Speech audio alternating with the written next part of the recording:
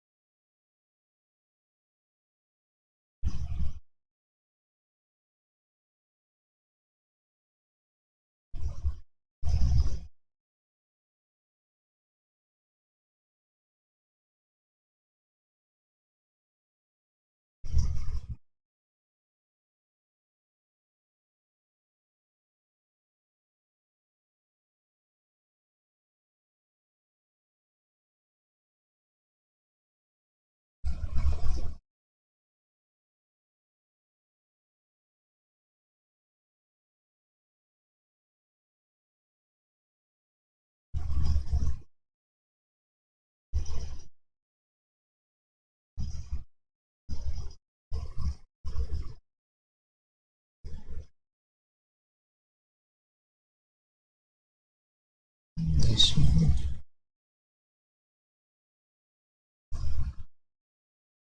Oh.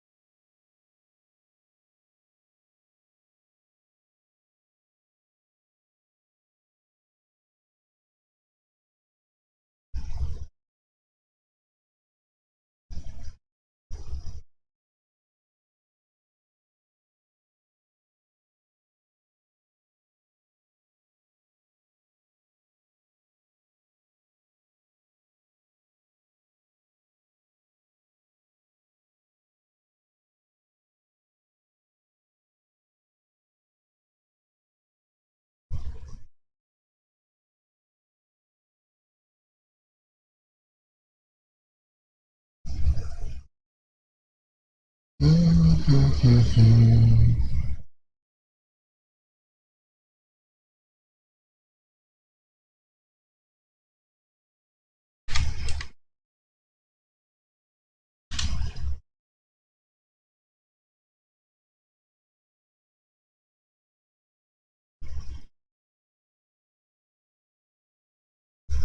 Halo Ferdi.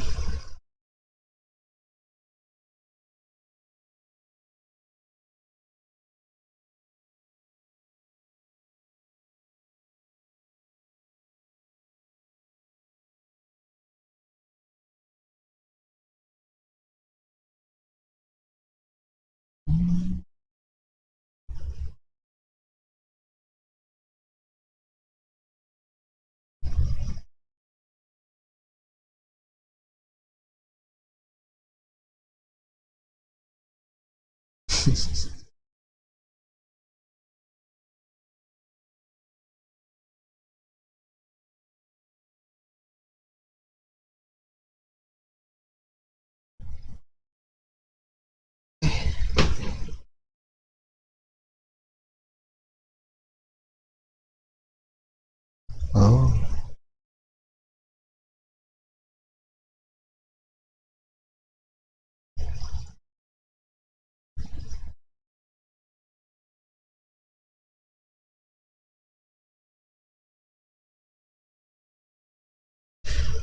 Hmm.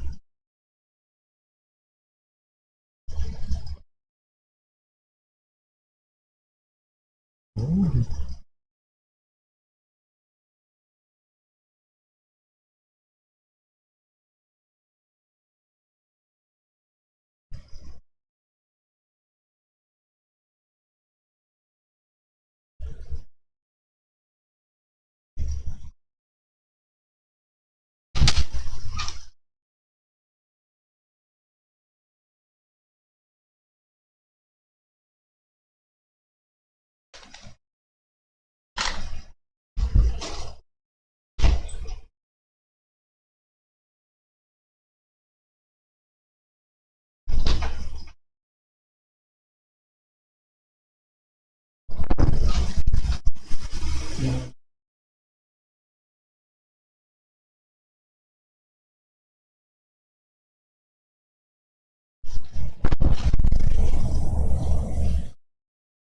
Sorry.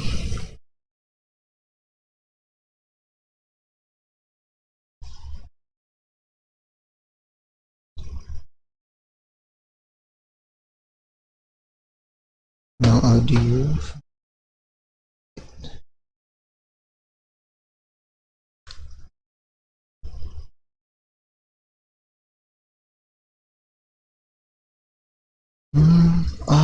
Yeah. Good. Thank you, thank you.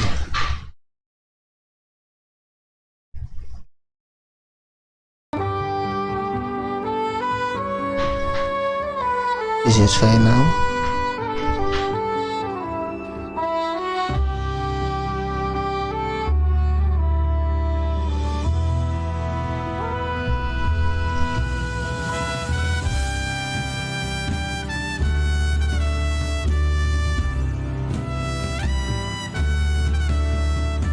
Is that too loud?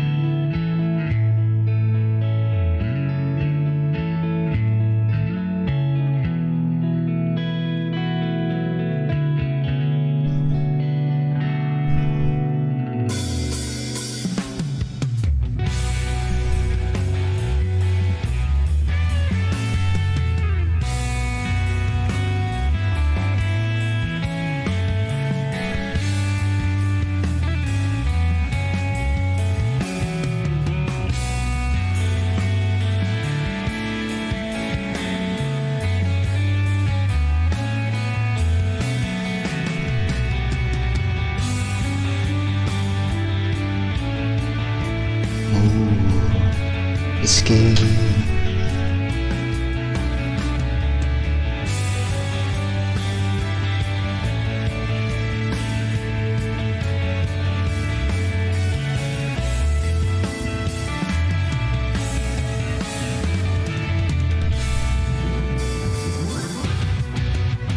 Ooh.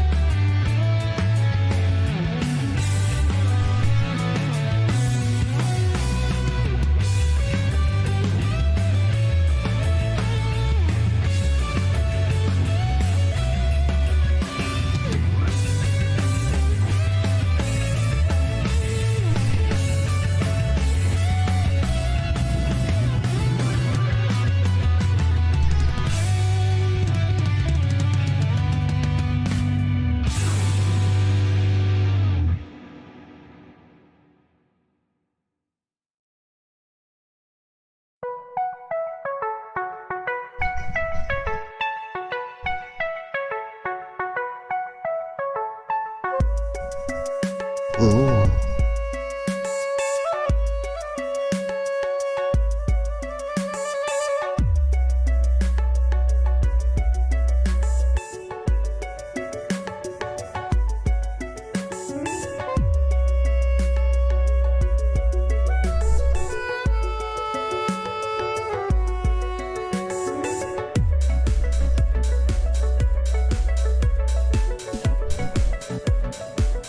Oh, BTM.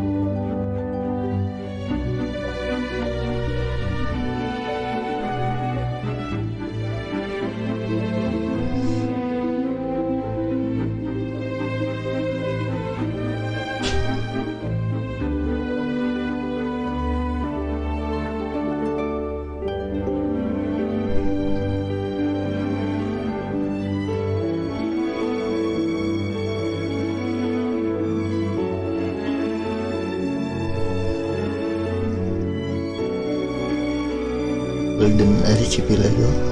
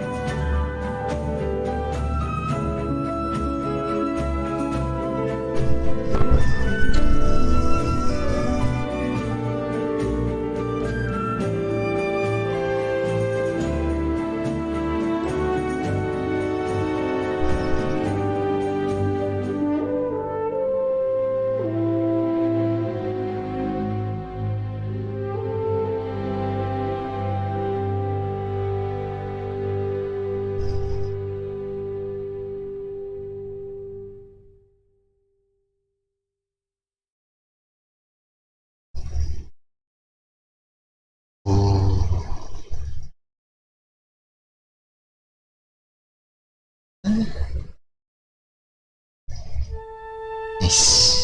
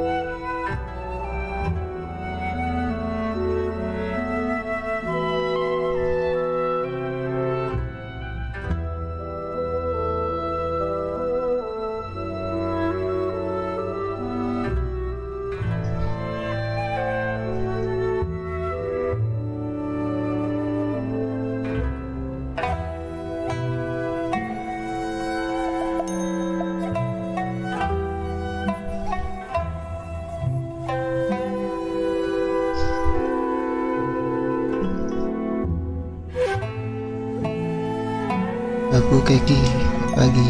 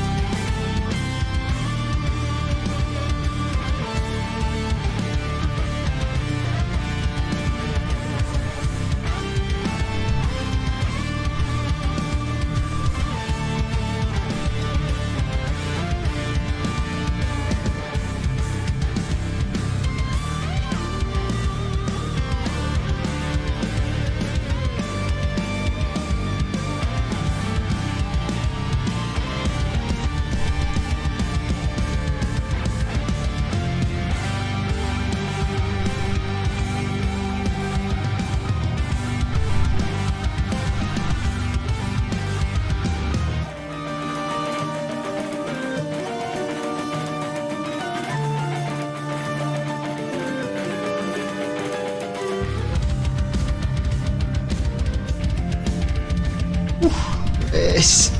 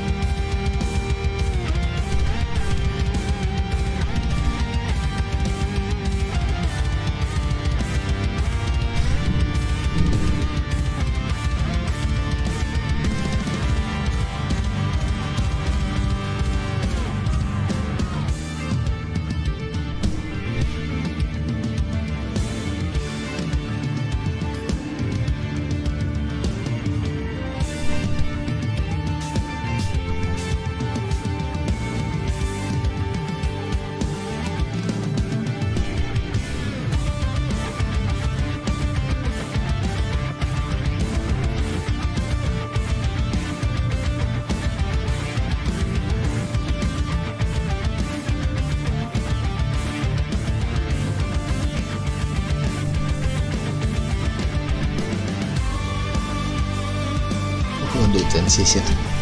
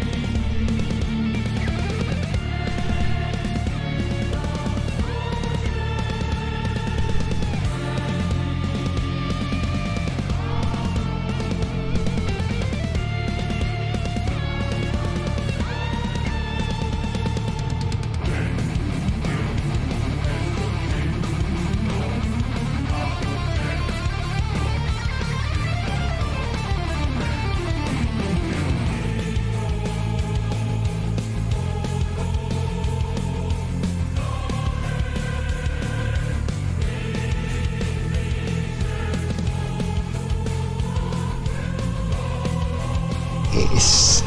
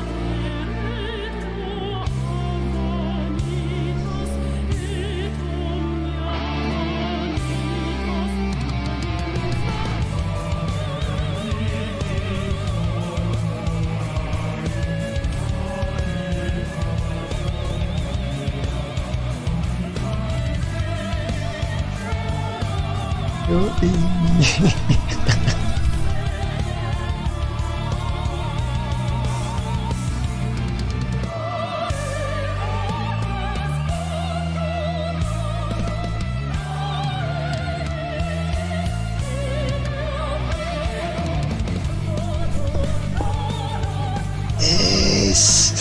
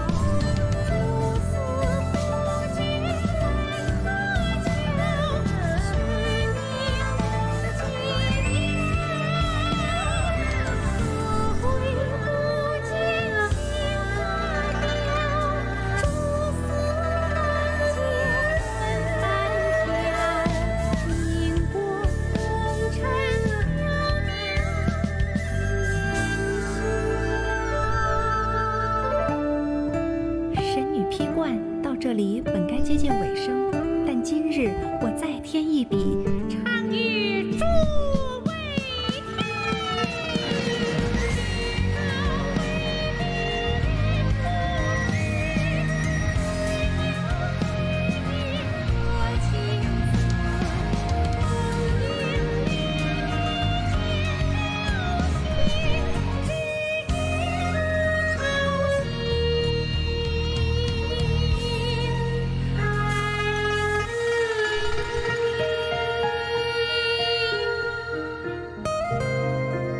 时鹤归，茫茫天地无依靠，孤身离去。今日再会，新朋旧友坐满堂，共聚此时。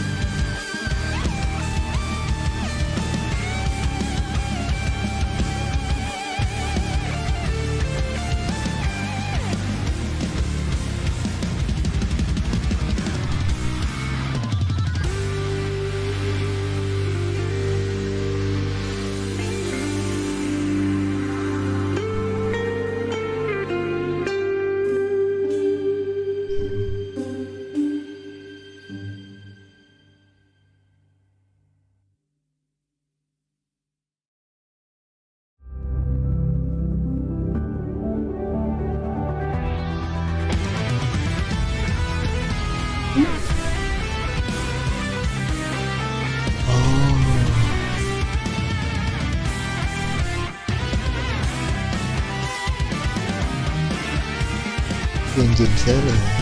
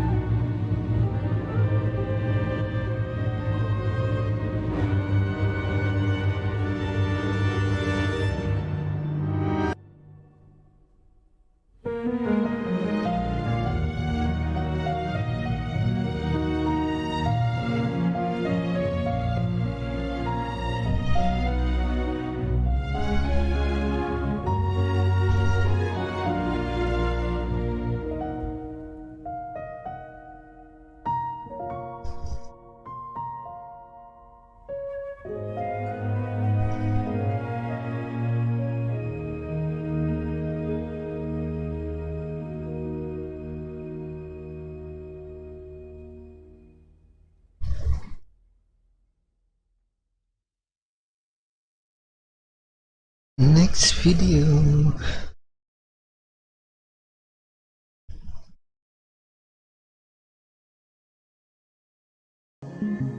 嗨，舰长好，我是 Kiana 的配音演员陶典，很高兴今天能向舰长介绍本次主线第32章的玩法内容。受到圣痕计划影响，故事中的一行人被送上了月球，而我们的新篇章呢，即将在这里展开。进入主线章节后呢，我们就来到了名为新亚特拉的庇护所。舰长可以在庇护所中自由走动，寻找各种实用的设施。部分设施需要舰长先进行修复才能投入使用。在通告栏处，舰长可以截取每日委托任务，获取月尘矿砂、各类魂钢、负载功率、加速指令等。这些材料的作用我放在屏幕上啦，舰长可以暂停查看。这个是精炼星。Dreaming may be an entirely new concept to the majority in Sumeru, but one person's already managed to become famous for it.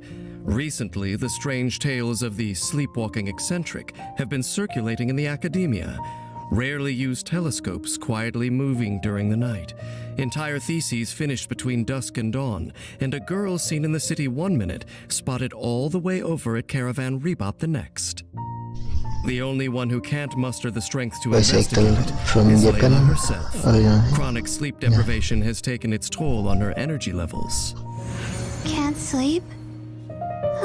Let's go for a walk then. Layla's research primarily focuses on theoretical astrology. After receiving her cryovision, she formed a star-crusted veil with ice and frost, providing a space for her companions to study, rest, and even fight undisturbed.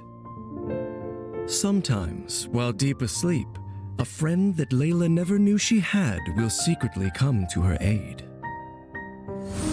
When Layla crafts character talent materials, she has a chance to receive double the product, boosting the party's adventure readiness.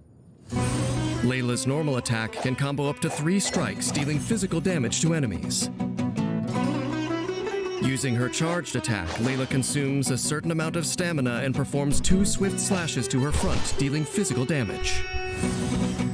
Casting Layla's elemental skill creates a Curtain of Slumber and also deals AoE cryo damage. The Curtain of Slumber absorbs damage based on Layla's max HP and absorbs cryo damage even more effectively. Layla also becomes affected by cryo for a short time when the Curtain of Slumber is created. At regular intervals while the Curtain of Slumber is active, a Night Star is generated, which adheres to the curtain. Additionally, 2 Night Stars are generated when a character protected by the curtain casts their elemental skill. Night Stars can only be generated in this manner once per set time period, and a maximum of 4 Night Stars may exist at one time. After 4 Night Stars have been accumulated, if there are enemies in range, the Night Stars convert to shooting stars that automatically home in on enemies, dealing cryo damage on hit. No new Night Stars can be generated until all shooting stars have fired. When the Curtain of Slumber expires or is destroyed, any Night Stars present disappear along with it. If they have already converted into shooting stars and started firing, they will remain until all of them have finished firing. After unlocking the talent Like Nascent Light, while the Curtain of Slumber is present, gaining a Night Star triggers the Deep Sleep effect. Deep Sleep increases the shield strength of the character under the curtain's protection. It can be stacked up to 4 times and is cleared when the Curtain of Slumber expires. Any disturbance is too much after a night of poor quality sleep. The only solution is to get rid of them completely. After unlocking the talent Sweet Slumber Undisturbed, the shooting stars fired by Layla's elemental skill deal increased damage based on Layla's max HP. Stars, shine for me. Layla's elemental burst unleashes a soporific celestial dream sphere that continuously fires starlight slugs at enemies within range, dealing cryo damage. When a starlight slug hits an enemy, a Night Star is also generated on nearby Curtains of Slumber. Each Curtain of Slumber can gain only 1 Night Star in this manner per set time period. Layla knows the pain of sleep deprivation all too keenly and naturally wouldn't wish it on any of her companions. In battle, Layla uses her elemental skill to create a protective curtain of slumber for her teammates and starts accumulating night stars. A full quota of night stars will convert into shooting stars that target nearby enemies and deal cryo damage, supporting the battle effort. When energy is full, Layla unleashes her elemental burst to create a celestial dream sphere, which continuously fires starlight slugs at enemies in range to deal cryo damage, while also increasing the production of night stars, helping her teammates to comfortably slide their way to victory. Many people have two sides to their personality, but it's not often that the contrast between them is as stark as Layla's. She spends her waking hours crushed by stress over her schoolwork, yet when sleepwalking, her mind is sharp and lucid. She casts aside her unproductive feelings of self-doubt and gets much accomplished. But perhaps she should count her blessings. Finding a goal in life is difficult enough as it is, and having any chance at all to pursue it undisturbed is nigh on impossible. Enjoy life while things are still uncomplicated. Go and do the things you want to do, because once you reach a certain age, things can never go back to being as simple as they once were.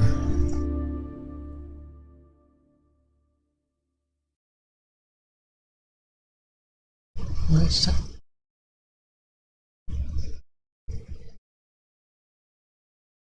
Next.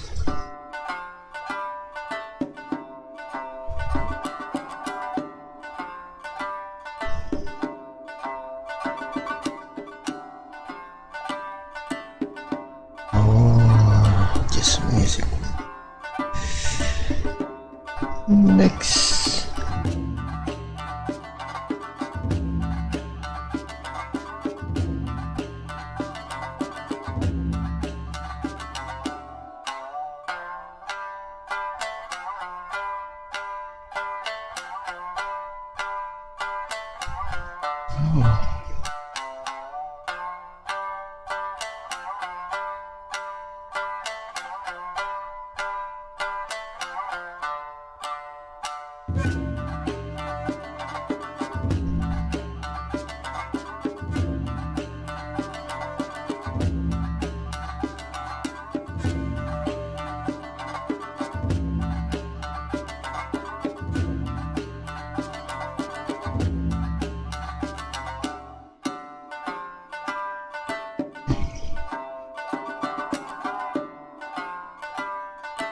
Next video.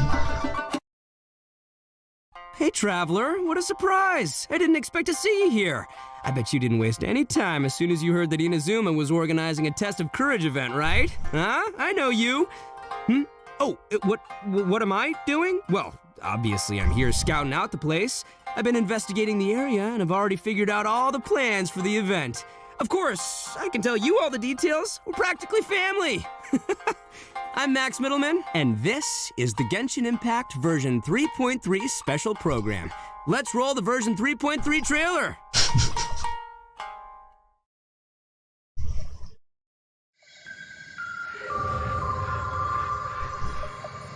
A friendly word of advice. Test of Courage events tend to give rise to a variety of strange rumors and stories. So please, be sure to exercise caution. What the hell?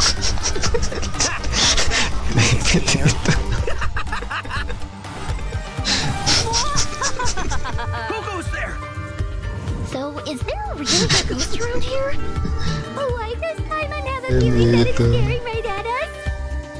Are you talking to me?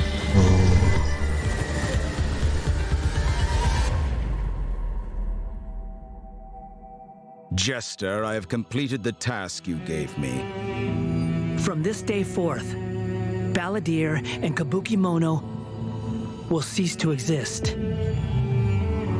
Did you really think you would be able to see through my plan? Dottore.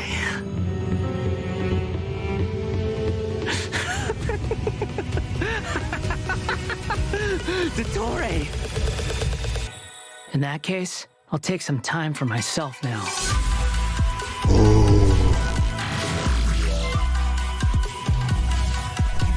Squall and fury.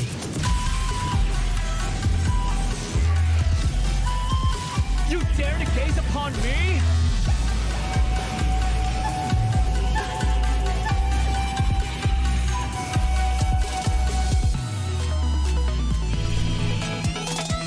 Dare to mess with me?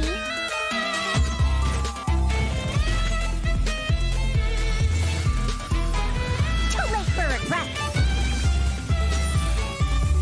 Have fun with this gift. Scaramouche. The mere fact of your utility does not make you indestructible.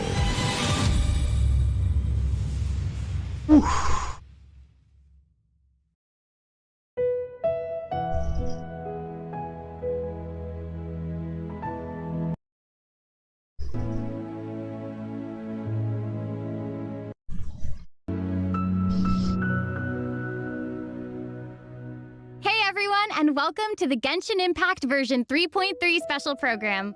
I'm your host, Sarah Miller-Cruz, the voice of Lumine in Genshin Impact. And today I'm joined by... Max, the one and only middleman, voice of the one and only Arataki Ito. And I'm Patrick Pedraza, voice of the Wanderer. But up until now, travelers have only known me as Scaramouche, and everyone's been battling me in the game lately.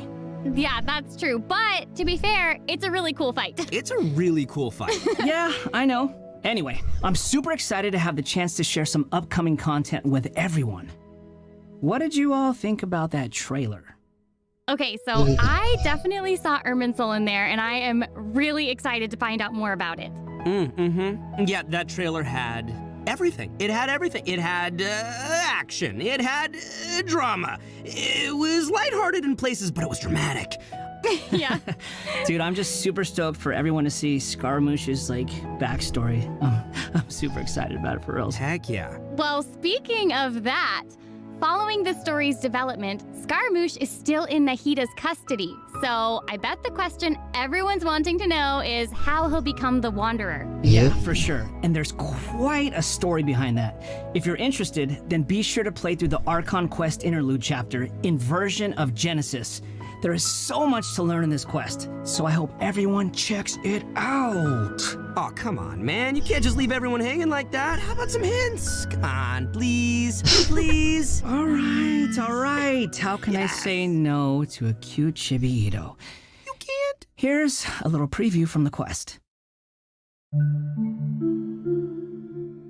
We ran into two people at the academia today talking about an essay.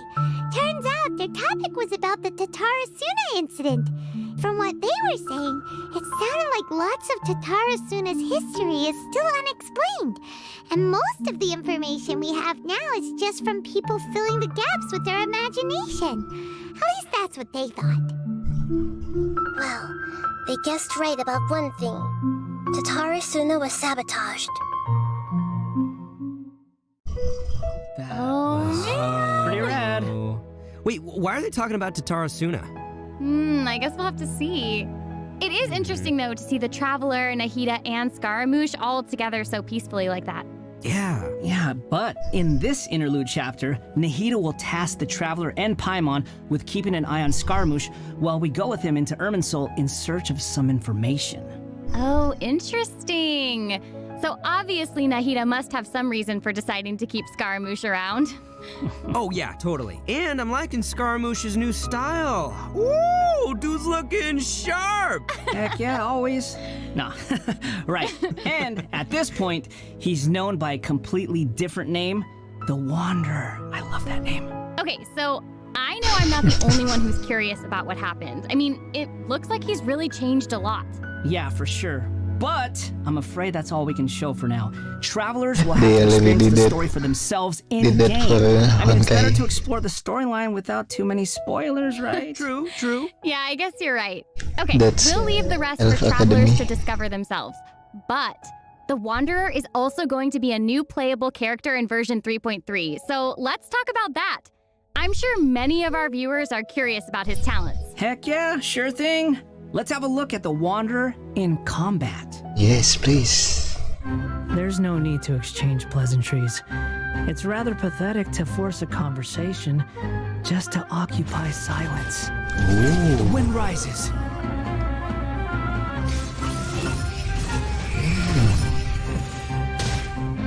Bow your head.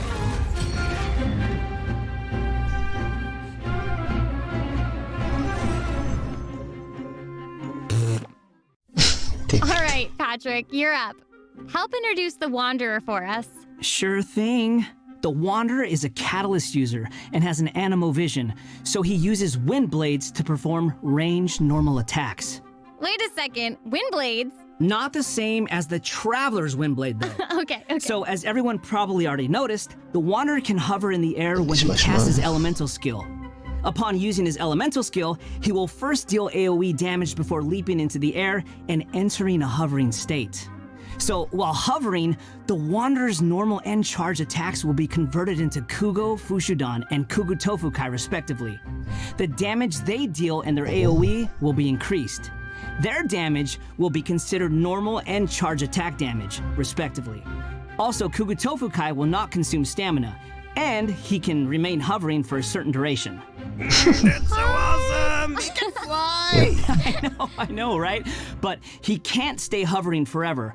While hovering, the Wanderer constantly consumes Kuguryoku points to maintain his hovering state, which is the blue meter you see on the screen. Even if he doesn't move or attack, hovering will still consume Kuguryoku points. Okay. So this mechanic works a little differently than our typical stamina meter. There are many possible actions the Wanderer can perform while hovering in the air, which all rely on Kuguryoku points rather than stamina. So, for example, sprinting mid-air will consume additional Kuguryoku points to accelerate mid-air, and holding the sprint button will cause persistent point consumption to maintain speed. So, this effect will replace his default sprint. Jumping expends extra Kuguryoku points to increase hovering height. Holding jump will cause persistent Kuguryoku point consumption to keep increasing hovering height. Okay. Of course, running out of points will end his hovering state.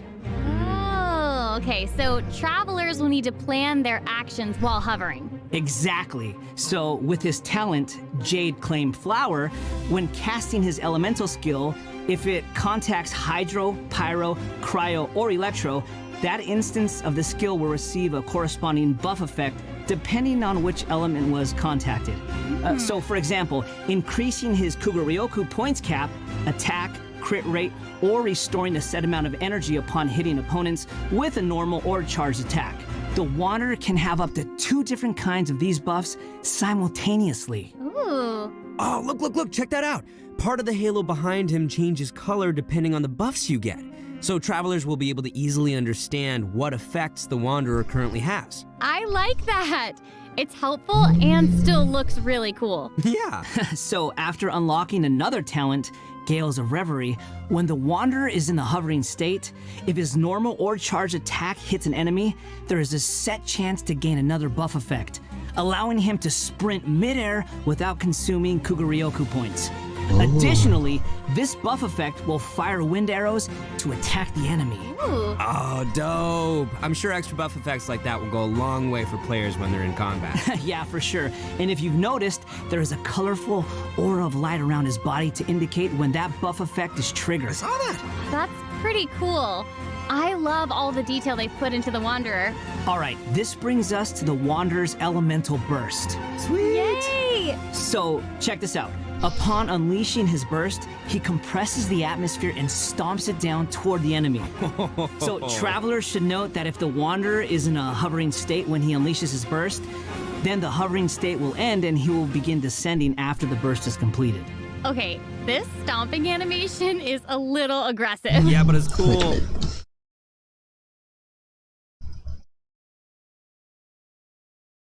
No.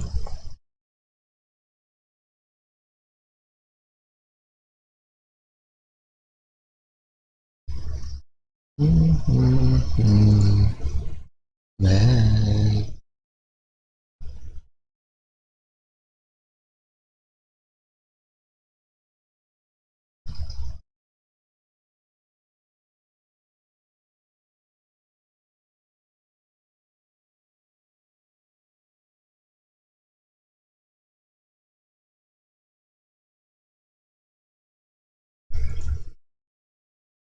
I know, and it actually suits his character. Yeah, I can't help but agree. Wait. Let's not forget about the exploration talent. Ah, yes. This is an interesting one. The Wanderer can decrease the mora required when ascending bows and catalysts. Hey now, you can never complain about saving Mora, am I right? Okay, that's true. All right, now that we've seen the Wanderer, let's move on to the next new character. Are you ready? I'm ready! Yay! What did you say? Oh, I'm old now, so every other phrase escapes my ears. Try calling me Madam Farozan. Then I'll see if I can pick that up.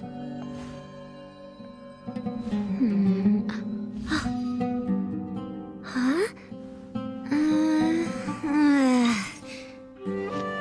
What is it that you would like to learn more about? Different forms of pressure-based puzzle mechanisms?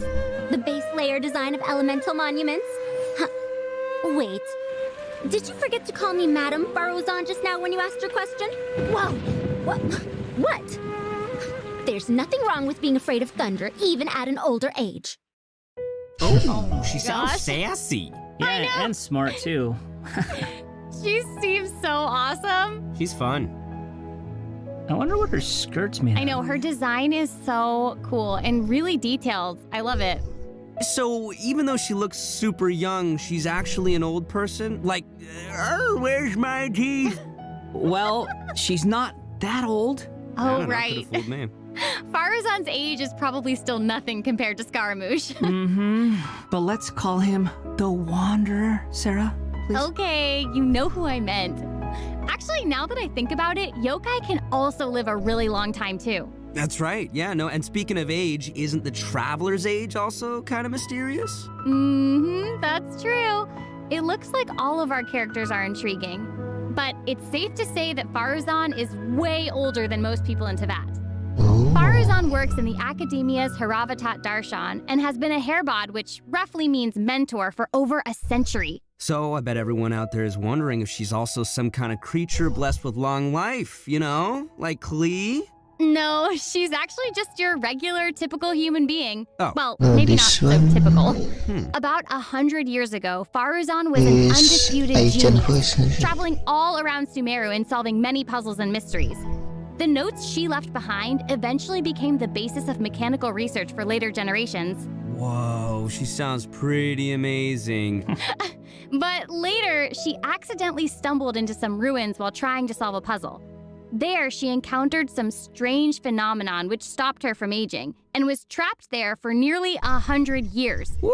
She eventually solved the puzzle and was able to finally return to Sumeru. Can you imagine being trapped in a puzzle for 100 years? Wait. So that's how she's been hairbod for over a century? Yeah. And even now, she still has the pride of a scholar in her heart and is a very talented person. It's just that after being separated from the world for so long, she's kind of fallen behind the times now. Oh, hey, I get what you mean. She was once a proud researcher in a niche field that has become unpopular after 100 years. So, is she still completely dedicated to her field? Yep. And she often tries using her old age as a means of drumming up support for her ideas. However, I think she'd prefer to be complained about for using her seniority rather than garnering sympathy for her experience of being trapped in the ruins. Yeah, sounds like she's quite the character. I know, right? Okay, so now that we've covered her backstory, why don't we take a look at Faruzan's abilities in combat? Let's do it. Fight! 100 years have passed, Oh, yet there hasn't been Bahasa. any change to those dumb rules at the Academia. Dare to mess with me? Have fun with this gift!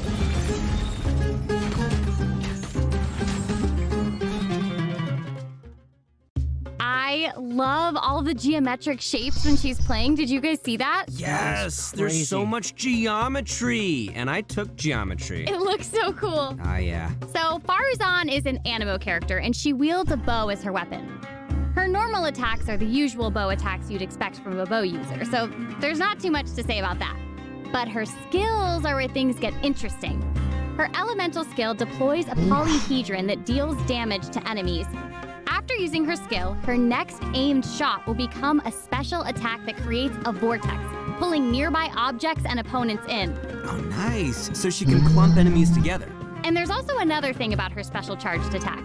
It will create a vortex effect at its point of impact. And if the attack hits an enemy or ally member, it'll apply a mark and create a vortex after a short delay. Okay. So it looks like there will be a lot of potential uses for this attack. Travelers will have to experiment with it and see what they come up with. Yeah, I think it'd be amazing to try hitting teammates with the arrow in co-op mode and have them charge into the enemies to group them all together. I'll have to see who wants to try that with me. After unlocking the talent Impetuous Flow, the time required for fully charging Faruzan's next shot will be reduced, and the arrow will reduce the target enemy's animo resistance. In her elemental burst, she deploys a dazzling polyhedron and releases a whirlwind pulse. Throughout its duration, the dazzling polyhedron will continuously move along a triangular path. Once it reaches each corner of that triangular path, it will unleash one more whirlwind pulse. Yeah, 1 minute she's here, the next she's gone for 100 years. Bada boom! Even Sino's jokes are funnier than that. It was pretty All funny. right. Anyway, let's hear what effects these whirlwind pulses have. Sure. When the whirlwind pulse hits opponents, it will decrease their animo resistance. It will also apply an animo damage buff effect to all nearby party members when it's unleashed. Travelers should note that the effective range of this buff is quite large, and it's not just within the whirlwind pulse itself, so there's no need to go chasing the polyhedron. After unlocking her talent, Lost Wisdom of the Seven Caverns, when a team member uses normal, charged, or plunging attacks, elemental skills, or elemental bursts to deal animo damage to an enemy, the damage will increase based on Faruzan's base attack.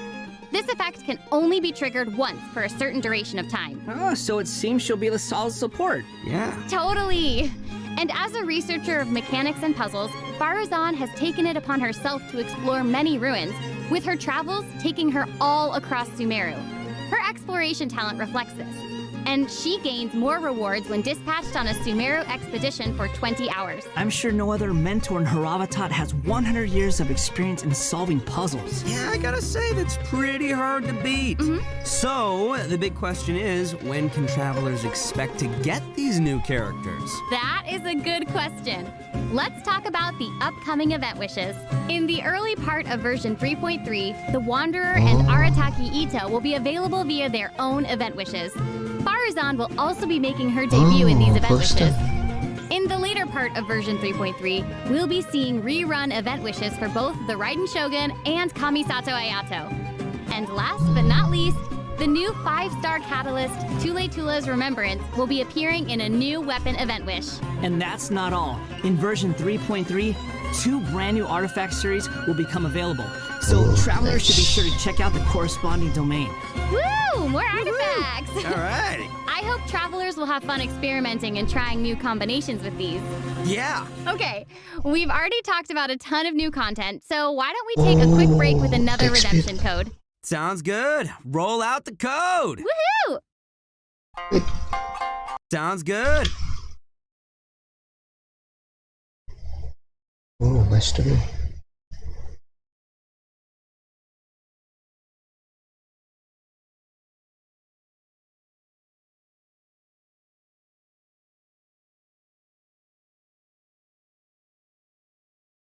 Okay. Good. Roll out the code. Woohoo!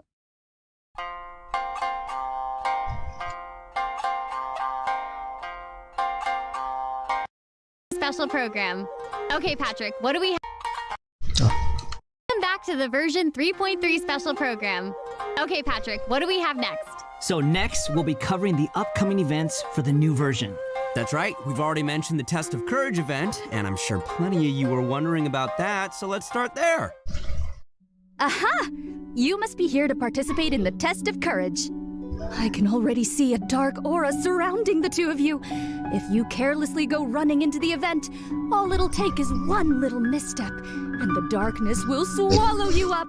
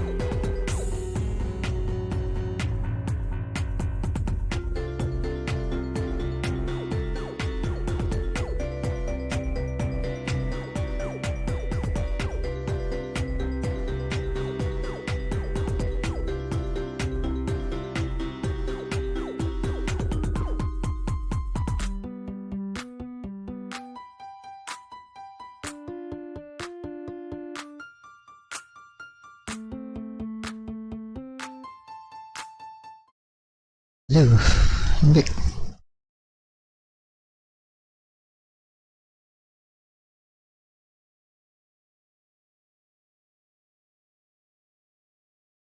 Let's continue. Some strange and unusual things may occur along the way. If you ever feel you can't handle it, you may withdraw from the event at any time. This is your last chance. I'll count it down. 3, 2, 1. Welcome to the test of courage. Enter at your own risk. That was pretty interesting. Yeah, I mean, it is a test of courage, so I'm sure there'll be some scary stuff going on there. I ain't scared. Anyway, to successfully clear this event, we'll be facing a series of little tests. Ooh, what's this? Tests, you say? Yes, that's right.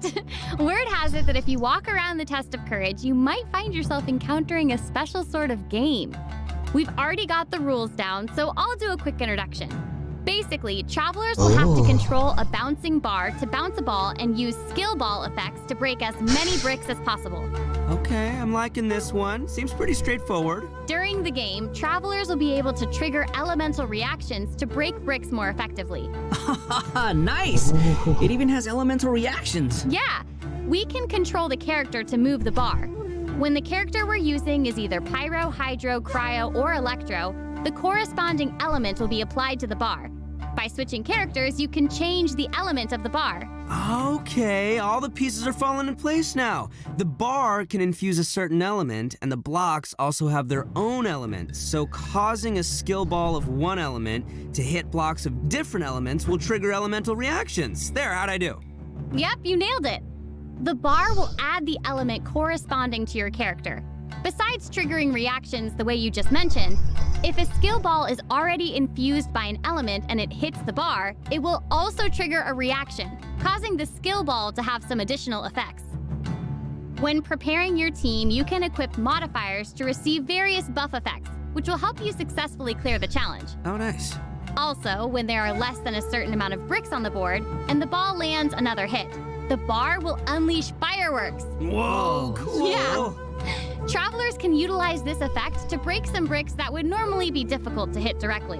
It's like a bonus attack. Oh, Yeah. sweet. So, travelers will need to select characters of the right elements, equip the appropriate modifiers, and use different elemental reactions to break bricks and score more points. And then travelers will be able to use their points to exchange for rewards in the event shop, correct? That's right. Also, travelers will have the option of teaming up and playing the event together in co-op mode. Oh, looks like a lot of fun. Yeah, super fun. Yeah, in addition to this minigame, the Test of Courage storyline will also contain more challenges. Travelers will even have a chance to meet with some good friends again, so be sure to check out this new event.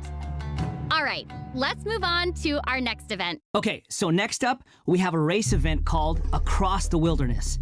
Your objective, collecting balloons. Ooh! I don't know, seems like the Wanderer's abilities might come in real handy here. I know, right? So, in this event, each stage will have wilderness balloons scattered all around. Travelers will need to find as many wilderness balloons as possible within the time limit to earn increasingly better rewards.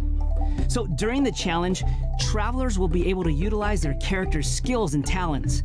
So it'll be important to assemble the right team depending on the traits and terrain of the challenge area. Oh, interesting. Yeah, so travelers can also use something called the Wilderness Compass to obtain various buffs, which include enhanced jumping capabilities, increased movement speed, or unlimited stamina, etc. Ooh, cool. However, you can only claim one buff during each challenge.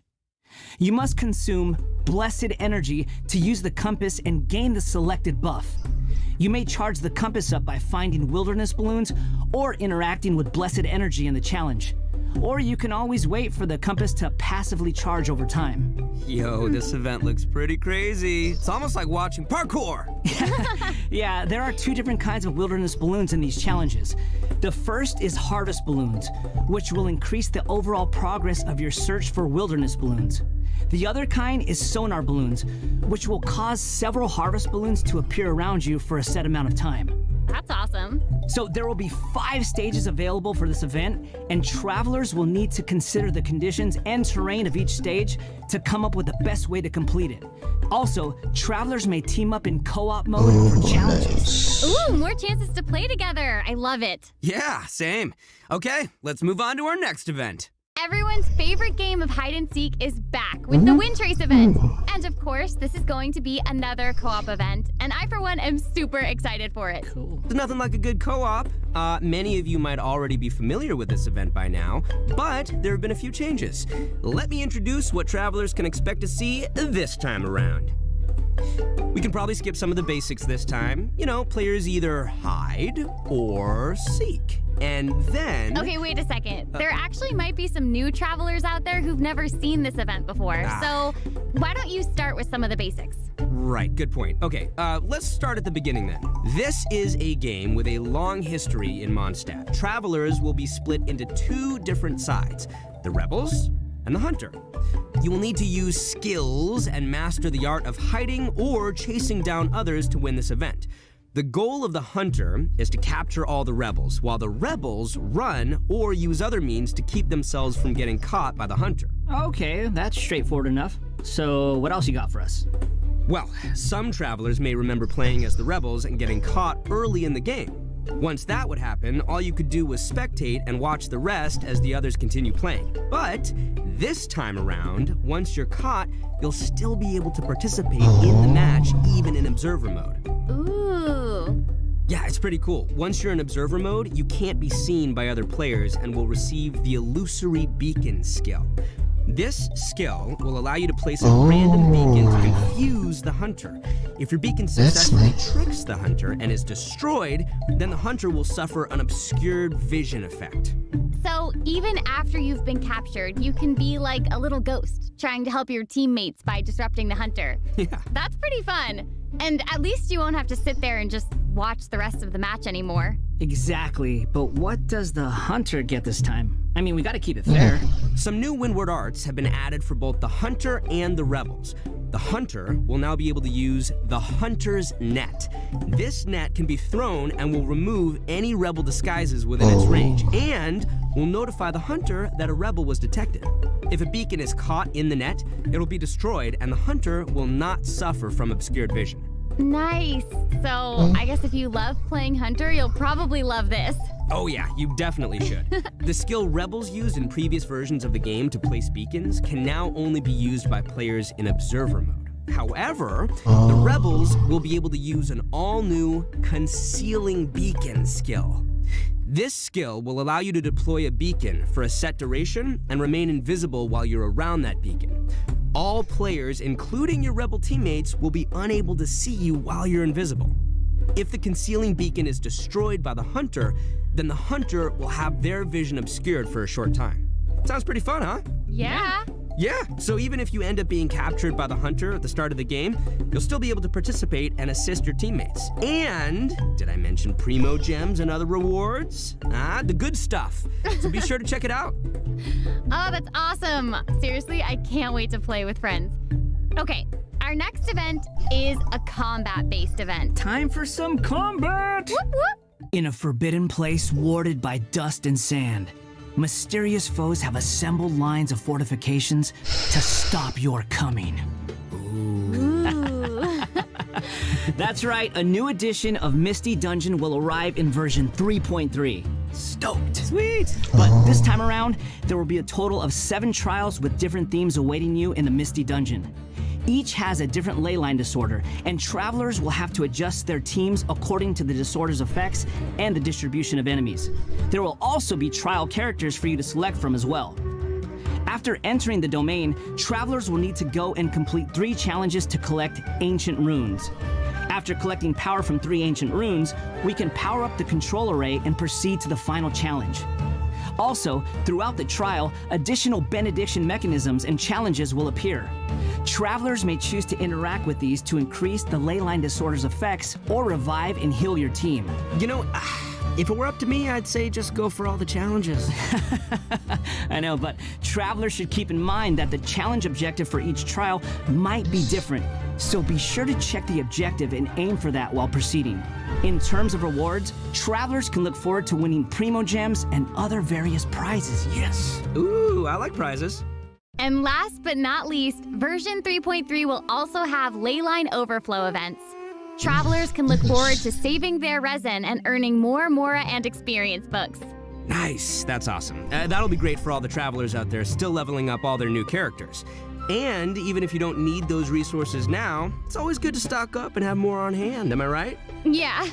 So, travelers looking to upgrade their characters won't want to miss this. Yeah, I mean, this is all good stuff. In addition to the new version's limited time events, version 3.3 will also be adding a new permanent game mode called Genius Invocation TCG. Genius Invocation TCG! But before we get into that, let's take another quick break and enjoy a redemption code! Heck Yay! yeah. Slap that code on the screen!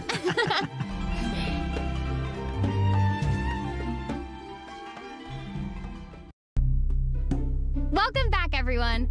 During our journey into VAT, we've stumbled across several NPCs talking about a game called Genius Invocation TCG. So next, we'll introduce this card game that's been taking VAT by storm. In the version 3.1 special program, we already revealed that Genius Invocation TCG will be a card game where we can challenge various characters and NPCs or battle against your friends. But there is actually a legend behind this game. It is said that a young guy in Sumeru found an ancient casket of tomes in the attic. He opened it and discovered that the soul of an ancient TCG player called the Crocodile King had been captured inside. What a name! It turns out that the Crocodile King was King Deshret's viceroy, who battled an opponent named the Ibis King. During the match, the Crocodile King fell prey to his opponent's scheme and was sealed away in the casket of tomes. Ouch, game over. After being unexpectedly released by the kid, the Crocodile King possesses him and helps him to gradually climb the ranks to becoming a legendary TCG player. Nice. Hang on, is it just me, or does that kind of sound like the plot to a light novel or something? You're right. It turns out that Yai Publishing House is about to release a hit light novel series based on Genius Invocation TCG. Okay, now this is starting to sound like a plug for Yai Publishing House. Maybe.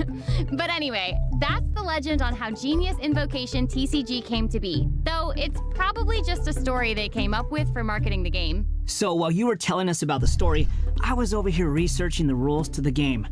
Basically, Genius Invocation TCG is a game where you use a constructed deck of cards to duel against an opponent. The objective is to defeat all of your opponent's character cards. That's right. Also, there are many features and mechanics in the game that resonate with Genshin Impact's gameplay, so it shouldn't be too hard for players to get the hang of. Right, I even saw some elemental reactions in the gameplay. Yup, a constructed deck must contain character cards, and as you might expect, these character cards have a normal attack, an elemental skill, and an elemental burst. So when a character card deals elemental damage to an enemy, it will cause them to be affected by that element. Then, you can switch to a character card of a different element and use their abilities to trigger an elemental reaction. Wait, did you guys notice that there are even monster character cards? Can we even make a deck of, like, just the monsters from the game? You're really getting into this, Max. Heck yeah, I am! I like card games! Who doesn't? So in Genius Invocation TCG, all actions require you to spend elemental dice. Each round, both you and your opponent will roll 8 elemental dice. Each of these elemental dice can have any one of 8 elemental attributes. Hold on, but there's only 7 elements in the world of Teyvat. You're right. So in addition to the 7 standard elements, there's also one called the Omni element. The elemental dice required for a character card to perform an action correspond to the character's element. So for example, a Pyro character like Diluc needs either Pyro or Omni elemental dice to perform an action. Clear now? Yep, crystal clear. Also, elemental dice can be used to switch characters or play a variety of other cards, such as equipment cards, event cards, and support cards. All these cards create the potential for a variety of strategies. Right. While playing Genius Invocation TCG, travelers can earn player experience, which will increase your player level. As your level increases, you'll be able to challenge more characters and NPCs. By completing challenges, you may earn lucky coins, new cards, or other rewards.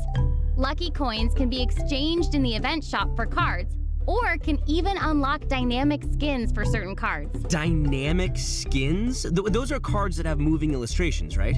That's right. All character cards can unlock a dynamic skin. After unlocking that, there'll even be a cool bonus animation whenever you cast that character's elemental burst. Cool. And if you're confident in your TCG skills, you can also invite a friend to duel. After reaching a high enough player level, you'll even unlock a matchmaking mode. So be sure to give it a try. Travelers should note that playing against your friends or other travelers won't count towards any leaderboards or provide any rewards. So you can relax. It's all just for fun. Okay, that's everything we have for Genius Invocation TCG, and that brings us to the end of today's special program. Oh. So, what did you think? Why does it have to be over? There's so much that this version has to offer. Yeah, I can't even take it all in right now. I'm just super stoked to be part of this. I think I just gained some Kuguryoku points just doing this whole thing, so. Man, the new characters look cool. I know, what about Scaramouche hovering? Like, that's insane. I know, that's awesome. That's super dope. That's awesome. And I cannot wait to play in some of these events and mini games. I'm super excited. This was so fun. I'm really glad that we got to do the special program together. I'm so happy I got to come back for another special program. This is my 3rd time being on one of these, and I can't wait for number 4. I'm counting. I'm so happy. This is my first one, so thank you for having me. Yay! Doesn't it feel good? Yes. Doesn't it feel good to feel special? Seriously, I'm Do just you like, feel special? I really do. Thank you. Well, I think this is the end of our special program. So I hope everyone enjoyed it, and we'll see you in game. Okay, bye. Bye. Okay, bye, everybody. Bye, everyone. See you later.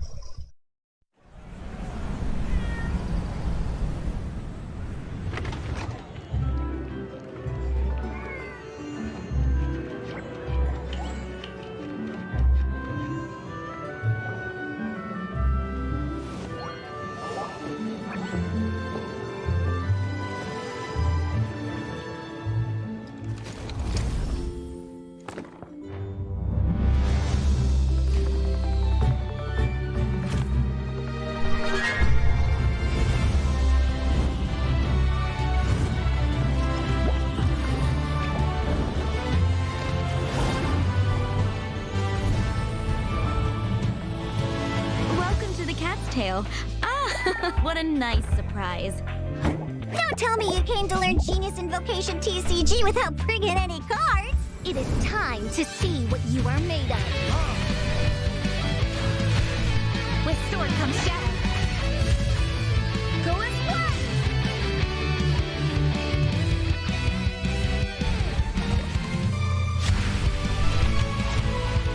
Yes. The best is over.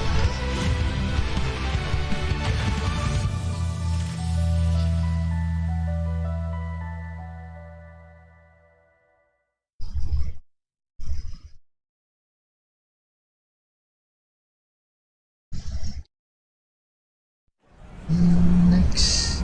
Wait, what?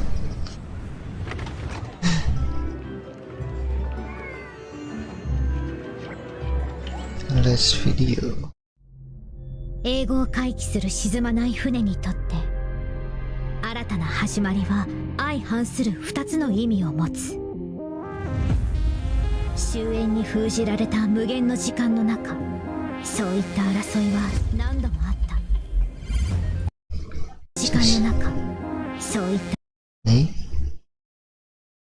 争いは何度もあった。そして最後の一戦ももうすぐ始まる。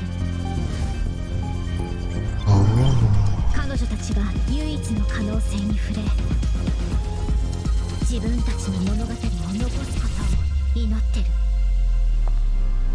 私はション並みだと夢見てるんだ。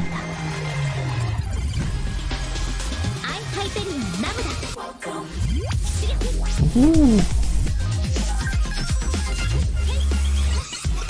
支援を開始する。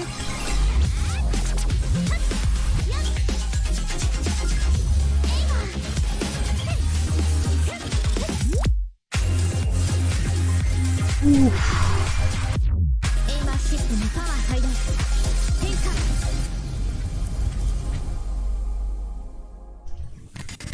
気を悪くするかしら。でも断りの律者は大した存在じゃない。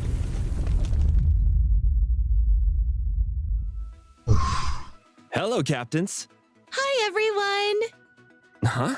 You look like you're in a good mood. Of course. Kiana and May's reunion in version 6.1 was absolutely fantastic. It has made me so happy. I can't wait to see what'll happen next.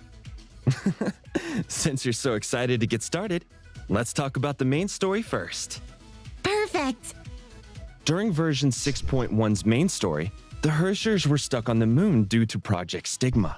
But it also gave Kiana, May, and Bronya the chance for a long-awaited reunion. With the help of the Hersher of Sentience, Durandal, and the others, they worked hand-in-hand to take on new challenges on the moon. Lots of characters made appearances as well, like Prometheus and the Mysterious Hare, Mistone Sheriak, who debuted in the version trailer. Someone has a keen eye. As a reward, I'm gonna let you in on some of the new story. Really? Let's hear it. Story Chapter 33 will be called In the Name of the Truth. The story will unfold around the Hersher of Reason and Hare, and we might even get to see an exciting duel between the two. Whoa!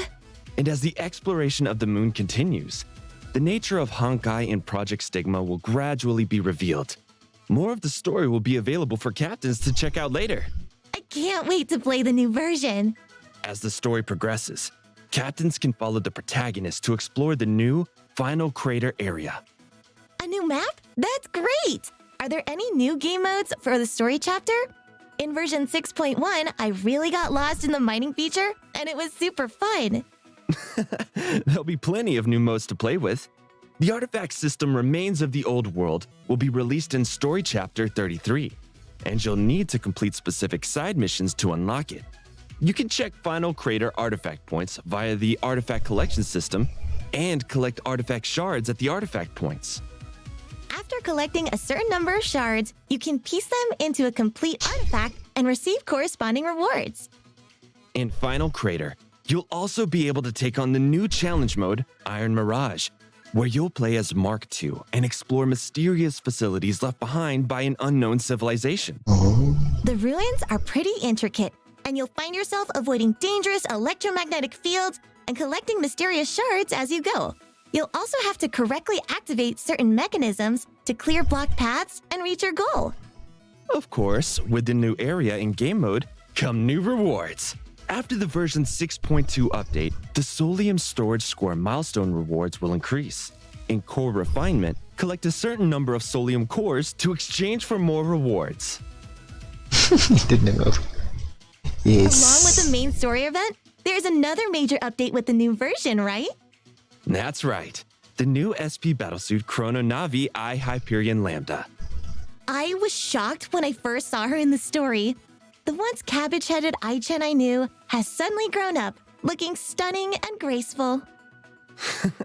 Seems like you're a big fan. So how about you introduce her to the captains? No problem. Chrono Navi I Hyperion Lambda is a mech-type melee fighter dealing fire damage. She serves as a chakram-wielding support that battles with agility while providing buffs to team. Chrono Navi I Hyperion Lambda is a mech-type melee fighter dealing fire damage. She serves as a chakram-wielding support that battles with agility while providing buffs to teammates. You can control Ai to hurl the chakram like a boomerang and continuously hit enemies. Ai is so agile in battle. And it looks like throwing the chakram as much as possible is key. That's absolutely correct. While in battle, she can cast her weapon skill to release a secondary chakram weapon, Aimer, which flies back and forth. Hitting Aimer with a basic attack or evasion will deflect it, sending it back for continuous attacks. Ai can also recover kinetic energy and provide buffs to teammates. As you deflect the weapon back, you'll hear the sound of metal clashing and see the amazing skill effects. That's so cool! When triggering her QTE or using kinetic energy to cast a charged attack, Ai will throw 3 chakrams in quick succession, which you can enhance by deflecting, causing them to stay close to the target and deal continuous fire damage. If she casts her ultimate now, the flames will reset and greatly enhance her chakram, extending her attack momentum and buff up teammates who are deployed afterward. Wow, seems like the general-purpose super AI is good at fighting and giving support. Aside from Chrono Navi, the new weapon, Rudder and Dream, will also be released, alongside its Pry form, Rudder and Dream Lambda 1. These 2 weapons fit Ai perfectly due to their mechanical feel, plus the additional touches resembling a play button and barcodes. The Pry-form Rudder and Dream Lambda 1 has such a feeling of elegance, and it sports some pretty cool effects like plasma flames, so be sure not to miss it. And joining the supply pool together with the weapons is the new Stigma set. Wow, the Stigma set looks like a lot of fun. When did Cabbagehead become such a comedian? Fingers crossed that Ai-chan won't turn Hyperion into a giant mess. With Ai's release in the new version, we'll also launch a featured event closely associated with her, the Honkai Salvation Log. Huh? Sounds like things are going to get intense. What's gonna happen? No need to worry. In this event, you'll travel in the digital space with Ai Hyperion Lambda, or as she calls herself, Miss Administrator. Together, you'll seek the mastermind behind the crisis and fix in-game bugs in Honkai Impact 3rd. What? But I don't know how to fix bugs. No problem. You'll run into different little Ai-chans in different story areas. Each has unique abilities to help you explore and fight. The event features 3 areas, and after you've interacted with all the little Ai-chans in the current area and cleared the story stage, you'll be able to explore the digital space freely. Like in Area 1, for example, you can explore with Ai-chan O and rely on her power to reach otherwise inaccessible areas.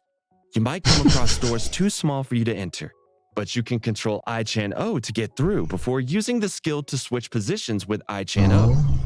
I see. So each area will have plenty of puzzles to solve, and every little Ai-chan will have different abilities to help explore. That means I'll have to play to their individual strengths. Correct. And solving puzzles will get you asteroid and advanced skill materials. After clearing the story stage of the current area, you can spend data stamina to play daily repair stages. In daily repair stages, enemies from different areas will have different traits. But the little Ai-chan of the current area will be there fighting by your side. Cast the little Ai-chan skills to deal high damage to enemies and clear the stage with ease. Looks like there are also challenge stages for captains who love breaking limits, right? That's right. These stages will appear after making enough repairs to Hyperion.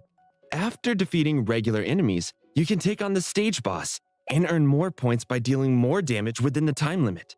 After the challenge, you can get token rewards based on points earned. Little Ai-chan will offer you help too. And did I just hear something about rewards? You are gonna love the rewards this time. During the event, you can use these tokens to exchange for Midnight Absence's new outfit, Spectral Raven, in the event shop. You can also get crystals, Chrono Navi fragments, energy devices, and more. Wow! Raven's new outfit looks so uniquely stylish. The mischievous devil theme is a perfect fit for her. The big buttons are very childish, but the wings and the horns nod to her darker side. Other touches, like chains and bandages, help give off an even more dangerous and mysterious air. You really are the expert. But Raven isn't the only one getting a new look. There will be an exotic new outfit called Eternal Dance for Spina Astera. The outfit complements Rita by bringing out her elegance and glamour. It's both exotic and dreamy, and the starry sky goes very well with Spina Astera's celestial motif, with colors of white and gold further emphasizing her nobility. Plus, the visual effects are inspired by Rita's signature line. This is where stars converge. The outfit's main colors are purple and gold, while planets and constellations tie it all together. And depending on the moves you perform, You'll see different visual effects alternating and interacting with each other. I'm so excited. I can't wait to get it. And that's all for outfits, but here's some more good news. During version 6.2, bonus event Beating Thunder will be available.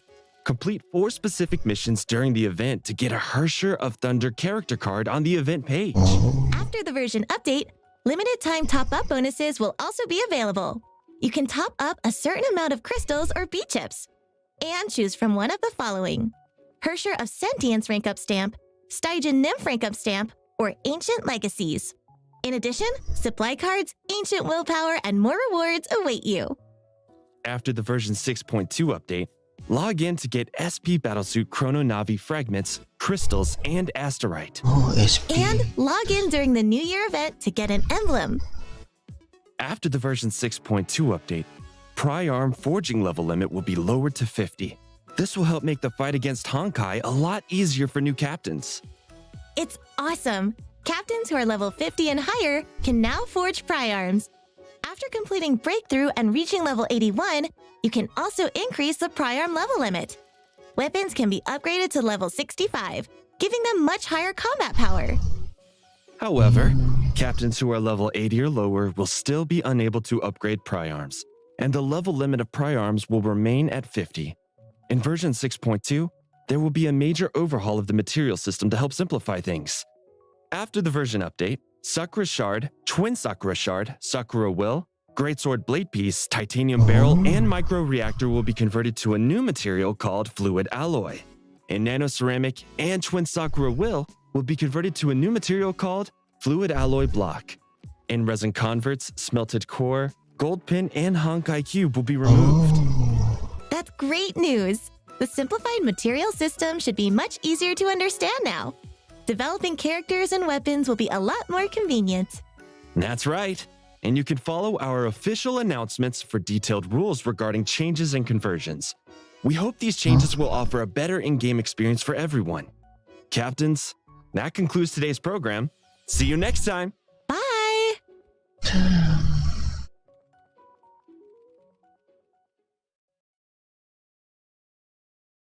I want to check something.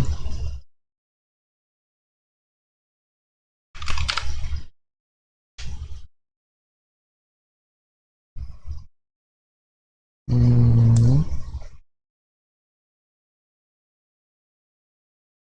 No.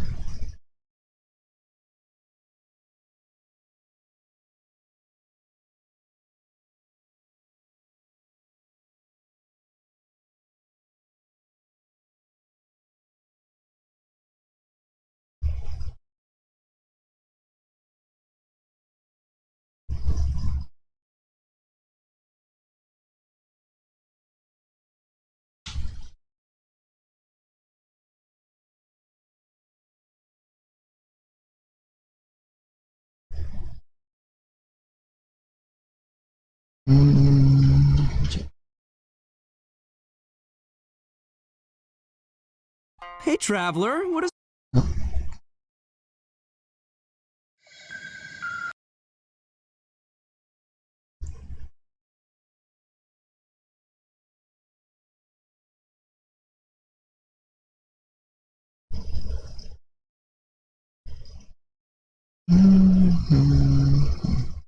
Okay. I think that's it for now.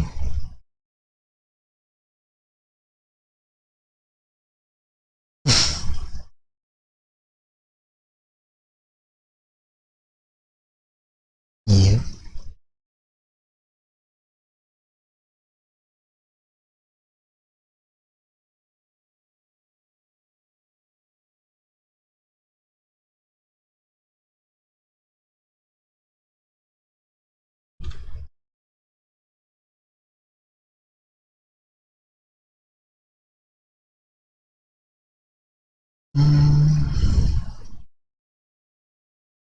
I guess that's it.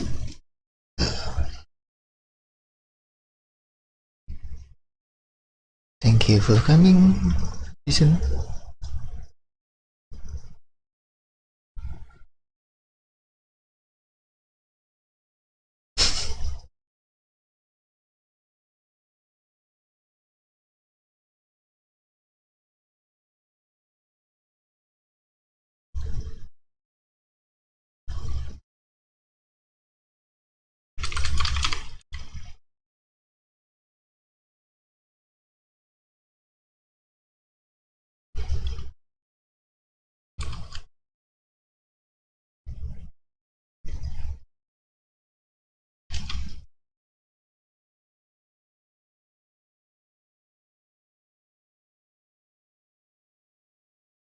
That's it for now.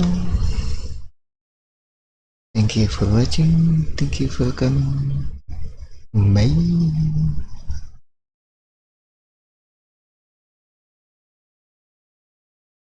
Otsukabe.